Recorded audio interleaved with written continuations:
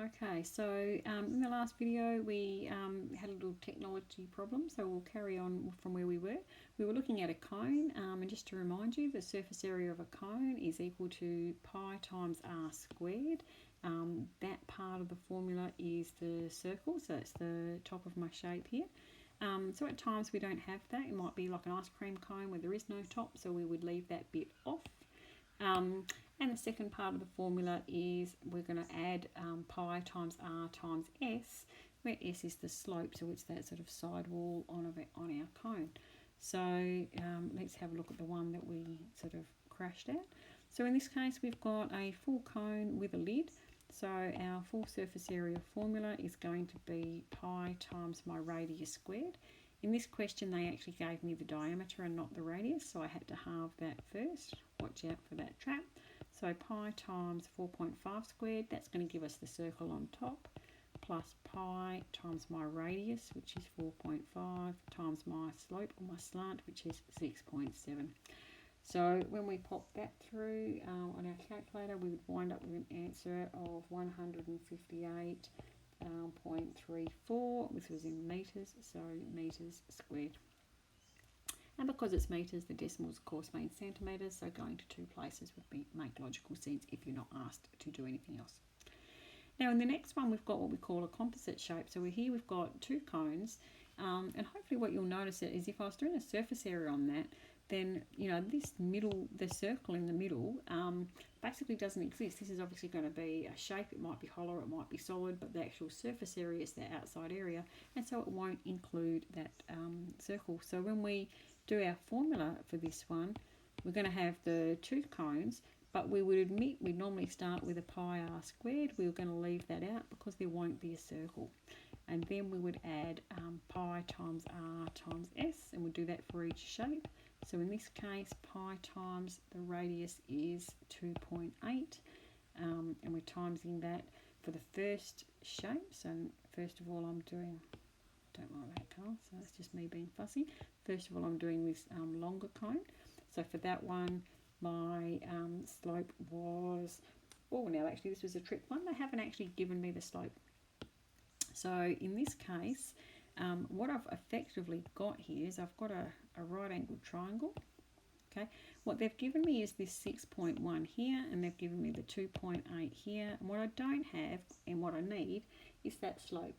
So first of all I'd be using Pythagoras, and of course they love to throw these Pythagoras questions in, so watch out for those.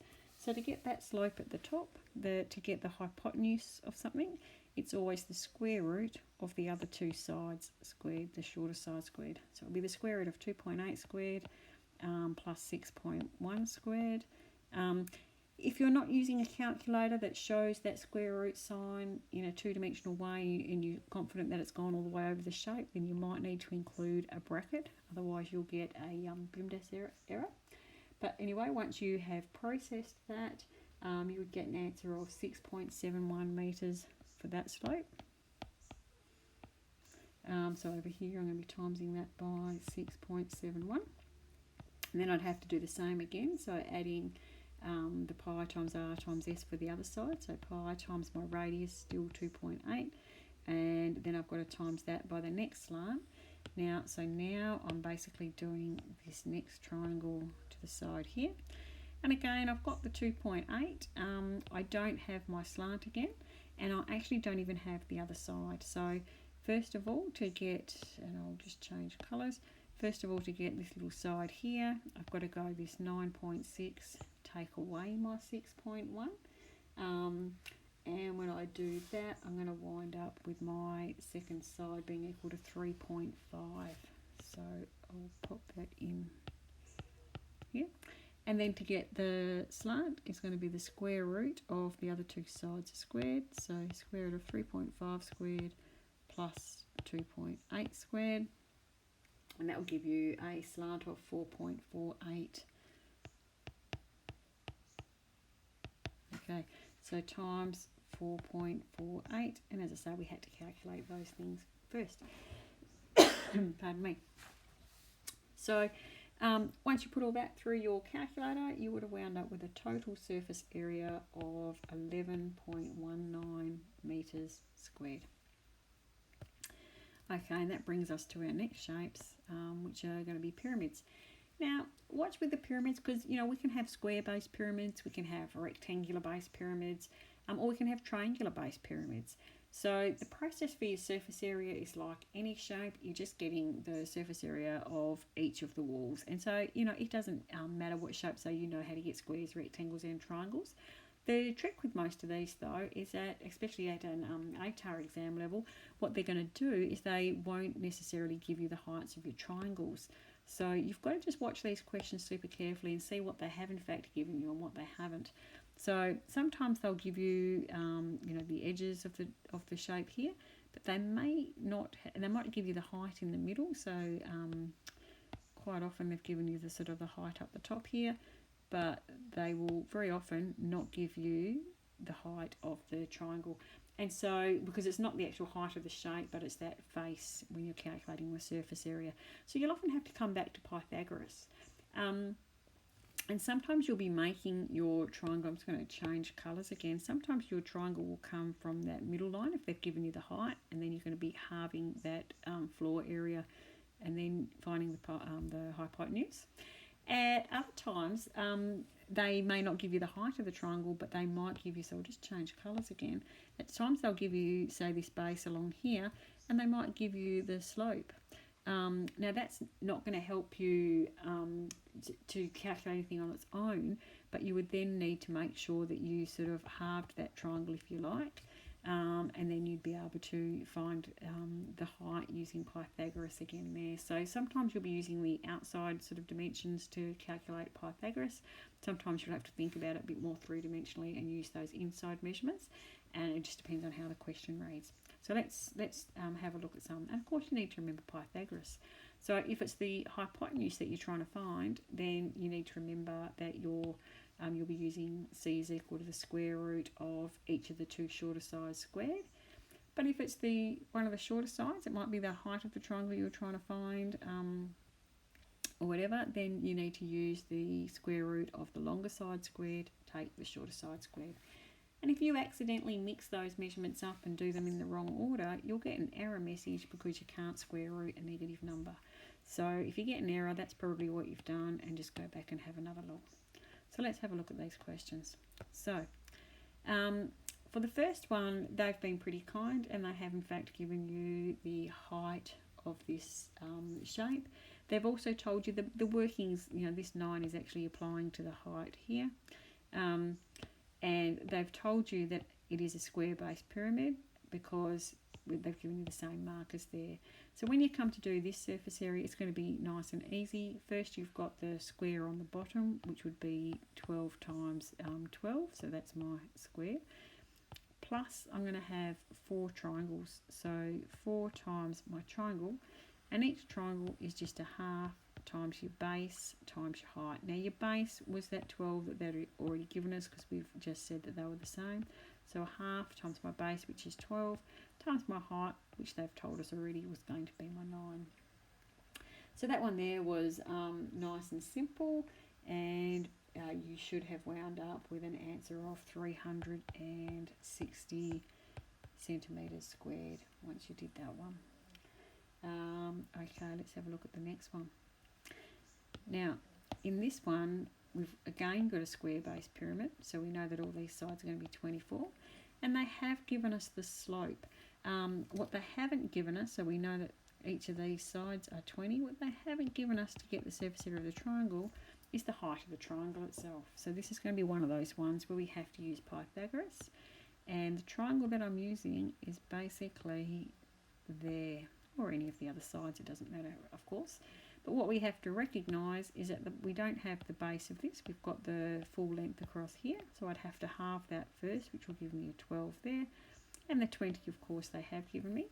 So using Pythagoras to find that height, my height would be equal to the square root of my longer side squared, take away my shorter side squared. So I would wind up with a height there of 16. and then I can proceed. So I'll put that in there. So overall here I'm going to have the base. So when I want to do my surface area, my base would be 24 squared, or 24 times 24. That's my square on the bottom. Plus I've got the 4 triangles, so it's going to be 4 times each triangle, and each triangle will be a half times the base. Don't forget the base is the full 24, because now we're looking at the, so I'll change colours there. Now we're looking, of course, at the full triangle. We've got 4 of those full triangles. So my base was the full 24 times the height, which is the 16 that we've just calculated. So we'd be popping all of that into our calculator, and we'd be winding up with a total of 1,344 metres squared. Okay, let's have a look at the next one.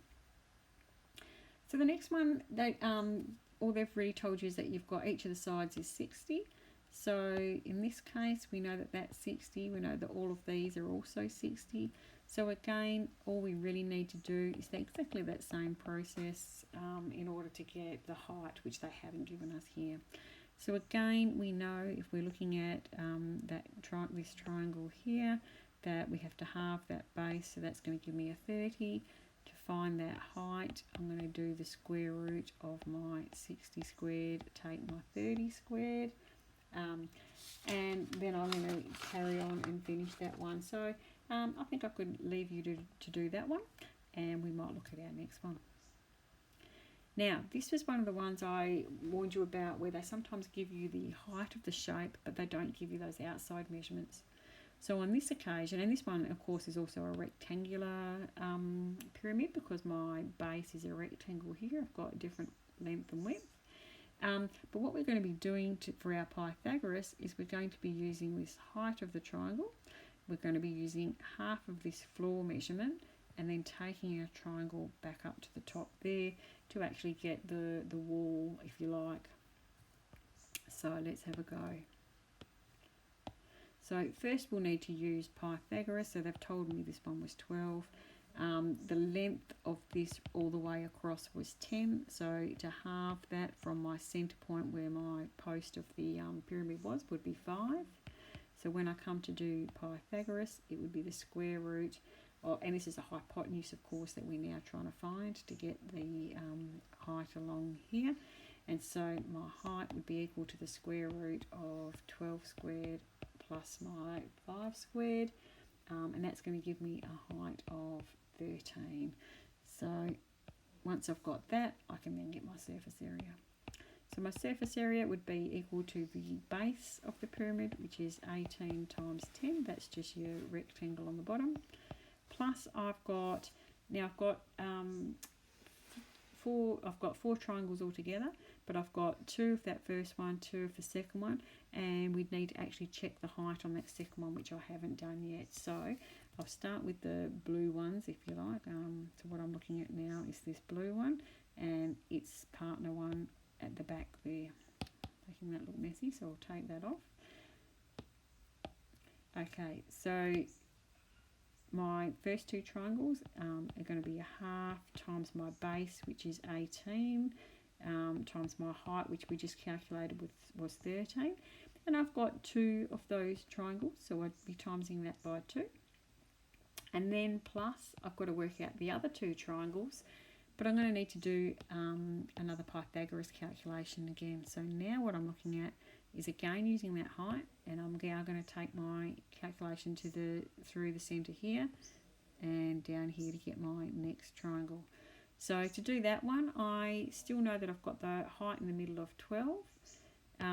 This time when I'm looking at this distance across the floor here, that's going to be half of the 18, because I know that full distance was 18. So half of that means that the base of that triangle is going to be 9. So when I come to do, I'll call that height 2, if you like. So that height 2 would be equal to the square root of 12 squared plus 9 squared. And pop that through my calculator and we'll have a check. And of course, you know, the trap there is that people tend to think that the heights are going to be the same, and of course that's not the case.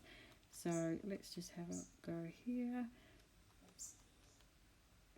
And so that would have given me a height of 15 on this triangle here. So plus a half times my base, which in this case was 10, because of course our overall shape, I'll just change my highlighter, my overall triangle that I'm doing now, of course, is this full triangle here, and the same one on the opposite side over there. So it's a half times my base of 10 times my height, which we just worked out was 15. And so once we pop all that into our calculator, in a moment, so 18 times my 10 plus half times 18 times 13 times those two triangles. Oops, don't forget we had two of those triangles, so timesing that by 2, plus a half times 10 times 15 times 2, which would give me 490, and that was in centimetres, so centimetres squared as my final answer. Now my working looks like a chook's breakfast, which is what often happens to you guys as well in my exams, trust me. So, you know, if you do this on the exam, and you can write anywhere you like, then make sure, for goodness sakes, that you do highlight your end answer. So, you know, here I put a square around it so that, you know, the examiner would be able to find this. You might even want to get a highlighter out, and, you know, if you've made a real mess of it. I didn't plan this in advance, so as you can see. So, you know, it did wind up untidy. And untidy is okay as long as we can find your end point and sort of roughly follow where you've gone. Okay, surface area of a sphere, which is just a ball shape, is nice and easy. That's just 4 times pi times the radius squared. Remember again, as soon as you see a power of 2, it's always an indicator that it's a surface area kind of thing that we're calculating, whereas when we get to a volume, that's going to have a power of 3 on it. So to do this one here, we just plug straight into that formula. So 4 times pi times my radius, which was 2 squared. Now in these videos, I've put these time signs in because a lot of my students struggle with it, you know, without it, and sort of, particularly my weaker students tend to not recognise what I'm doing if I just write things together. I always say though to my students, please don't use time signs in your exam because they look like an X, and the examiners, you know, they don't know you, they don't have an invested interest in you. And if you look like you've got extra characters, for this one it's relatively obvious what you're doing, but when you do other algebra things, those time signs are a bit of a disaster. So you're far better off to have written this 4 pi, and if I have, in this case I could have just written it there, but otherwise brackets around things are your safer way of doing things, as opposed to the time sign. But, you know, I've put them in there, but yeah, don't mimic that behaviour preferably. So for this one, you would have got an answer of 50.265 centimetres squared. Because it's in centimetres, the decimals mean millimetre, that they're a measure of the millimetres, so it's probably logical just to stop at 1 decimal place. So I'd check the next one, it's more than 5, so I'd be rounding that up to 5.3 centimetres squared. Okay, and that brings us to volume, which I'll do in another